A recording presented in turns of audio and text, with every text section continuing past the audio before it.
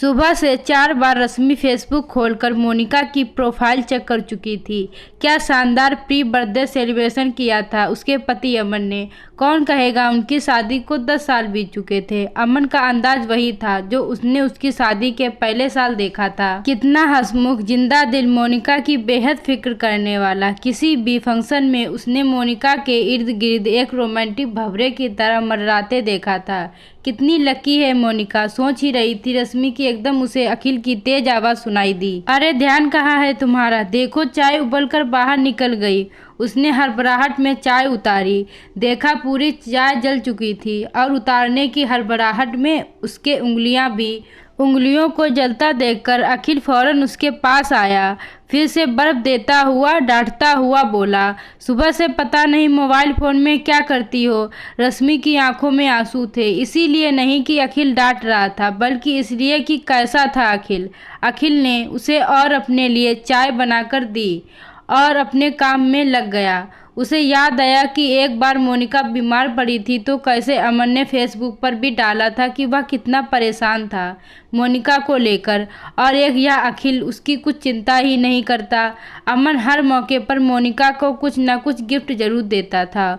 उसे याद है कि कैसे पिछले न्यू ईयर पार्टी पर सबके सामने उसने मोनिका को कैसे ताज़े गुलाबों का बुके दिया था, और अखिल ने बुके तो क्या एक गुलाब भी दिया हो तो देगा भी क्यों, है भी तो इतना अनरोमांटिक। सोचते ही रश्मि का मन खराब हो गया।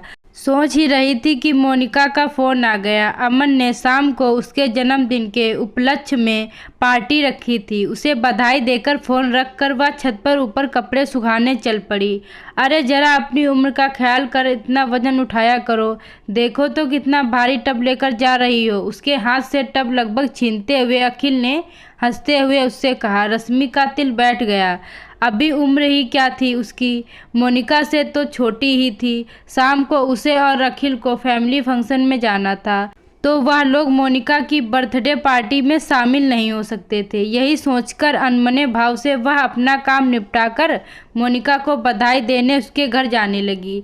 अखिल ने कहा था वह उसे छोड़ देगा। बाइक पर बैठते ही उसने जैसे ही हाथ अखिल के कंधे पर रखा तो उसे याद आया अखिल को ऐसे बाजार में उसका हाथ रखना पसंद नहीं था, और आज उसका मन वैसे भी अखिल से कसेला था। उसने झट से अपना हाथ वापस खींच लिया। अखिल ने उसका गुस्सा महसूस करा था।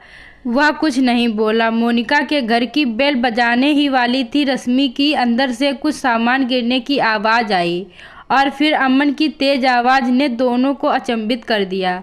अमन का तेज साफ साफ सुनाई दे रहा था। कितनी बार कहा है तुम जरा सलीके से रहा करो, बिल्कुल फूहड़ हो तुम। इतना उन्हें देखकर वह बहुत संयम होकर बात संभाल कर मोनिका से बोला, अरे थाली कैसे गिर गई, मुझसे क्या पूछती हो, तुम पर सब कपड़े खिलते हैं, जो चाहे पहन लो। मोनिका का उदास चेहरा साफ दिख रहा था कि वह समझ गई थी कि रश्मि ने सब सुन लिया था। उसे गिफ्ट दे रश्मि जल्दी ही घर से बाहर निकल आई। बाहर बाइक पर उसने बैठते ही अखिल के कंधे पर हाथ रखा। अखिल कुछ कहने ही वाला था, फिर कुछ सोचकर चुप हो गया और मुस्कुराने लगा। और रश्मि, वह तो मगन अपने अनरोमांटिक पति के साथ बाइक की सवारी का आनंद ले रही थी। दोस्तों, आप लोगों को यह कहानी अच्छी लगी हो तो वीडियो को लाइक करें, चैनल को सब्सक्राइब करना ना भूलें।